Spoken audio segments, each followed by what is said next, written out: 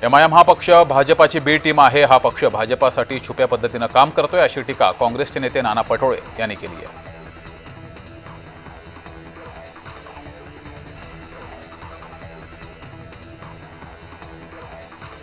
वर्धा जिल्ह्यामध्ये जिल्हा परिषद, पंचायत समिती आणि नगर परिषद निवडणुकांच्या पार्श्वभूमीवर वंचित बहुजन आघाडीकडून उमेदवारांच्या मुलाखती सुरू आहेत। निवडणुकीपूर्व तयारीला वेग आलाय। उमेदवारांनी मुलाखतींसाठी प्रचंड गर्दी केली।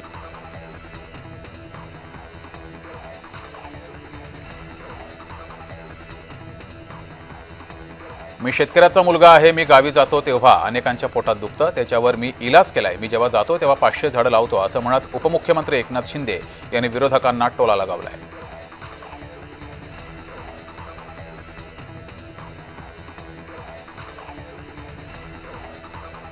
मालेगावमध्ये 3977 बनावट जन्मदाखले देण्याचे आदेश देण्यात आले। त्यापैकी 3276 जन्म प्रमाणपत्र दिलेले आहेत। 56 मृत्यू प्रमाणपत्र अर्जदार घेऊन गेलेले आहेत। मालेगावचा जन्मदाखला घोटाळा देशातील मोठा घोटाळा असल्याचं सोमय्या यांनी म्हटलंय।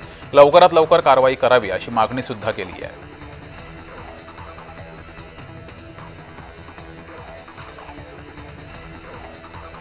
सातारा जिल्ह्यातील फलटण उपजिल्हा रुग्णालयातील महिला डॉक्टरनं पोलीस निरीक्षक गोपाळ बदने यांनी केलेल्या लैंगिक अत्याचारामुळे आत्महत्या केल्याचं त्यांच्या सुसाईड नोटमध्ये लिहिलंय। तसंच प्रशांत बनकर यांना मानसिक त्रास दिल्याचंही नमूद केलंय। राज्य महिला आयोगाने याची गंभीर दखल घेतली आहे। संबंधितांवर कठोर कारवाई करावी अशा सूचना आयोगाने पोलिसांना दिल्या आहेत।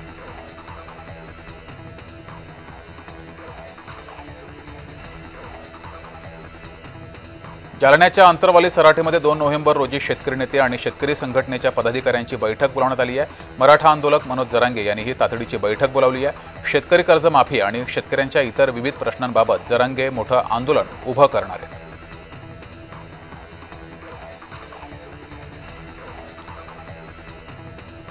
मुंबई आमचीच आणि मुंबईकर आमच्याच पाठीशी असा कंठशोष ठाकरे गटाकडून केला जातो, पण मुंबईकरांनी ठाकरे गटाला कधीच दारात आणून ठेवलंय असं म्हणत भाजपा प्रवक्ते केशव उपाध्ये यांनी ठाकरे गटावर टीका केली आहे। 1997 मध्ये ठाकरेंच्या पक्षाचे 100 पेक्षा जास्त जेमतेम 103 नगरसेवक निवडून आले।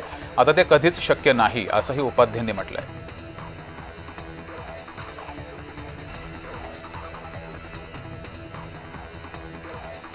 फडणवीसजी किती दिवस दिलेला शब्द तोंडात धरून बसणार? राज्याच्या शेतकऱ्यांचा संयम आता संपत चाललाय।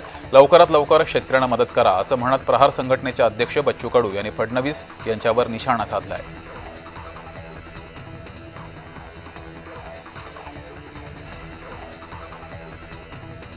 बंडखोरांना 5 वर्ष पक्षात घेणार नाही असं वक्तव्य भाजपा नेते मंत्री चंद्रशेखर बावनकुळे यांनी केलंय।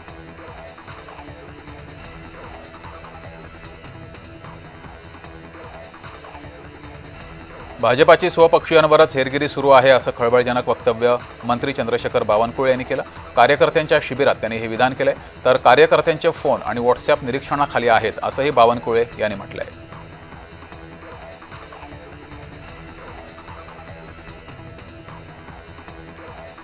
बिहार काँग्रेस निवडणुकीमध्ये भाजपाला मदत करते असा खळबळजनक आरोप एमआयएमने केलाय। तर बिहारमध्ये एमआयएम काँग्रेस विरोधात मैदानामध्ये उतरली आहे।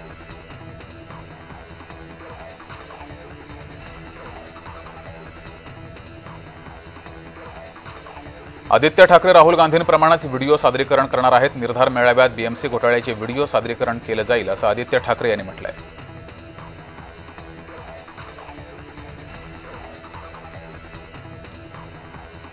छगन भुजबळ आणि मुंडे भाऊ बहिणींमध्ये मिठाचा खडा टाकू नये असा सल्ला प्रकाश महाजन यांनी भुजबळांना दिलाय। तर भुजबळांनी आधी स्वतःचा वारस ठरवावा असंही महाजन यांनी म्हटलंय।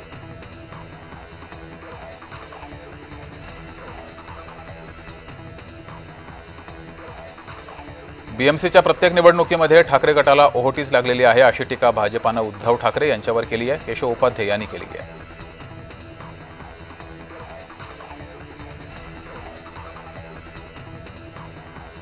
ठाकरे गटाकडून अबू आझमी यांच्यावर टीका करण्यात आली आहे। बीएमसी आझमींची ताकद या बीएमसीमध्ये नाही, मुंबई महानगरपालिकेत नाही। आझमींनी पालिका निवडणुकीमध्ये वेगळी चूल मांडल्यानं ठाकरे गटानं ही टीका केली आहे।